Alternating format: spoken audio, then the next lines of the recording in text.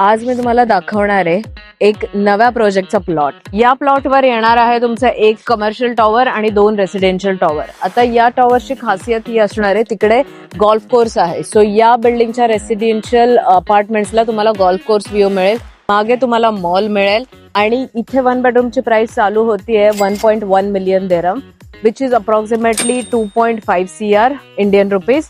या एक्झिस्टिंग कम्युनिटीची खासियत ही आहे की ही पूर्ण कम्युनिटी रेडी मिळेल तुम्हाला. ही अप अँड रनिंग कम्युनिटी आहे.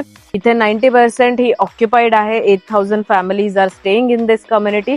सगळं इन्फ्रास्ट्रक्चर, सगळ्या अम्युनिटीज तुम्हाला इथे रेडी मिळणार आहेत. सध्याला या टाउनशिपमध्ये सिमिलर 1 बेडरूमचं रेंट तुम्हाला महिन्याला 1,60,000 रुपयांचं येतं आणि आपण बघतोय 3 वर्षानंतरचा हँडओव्हर.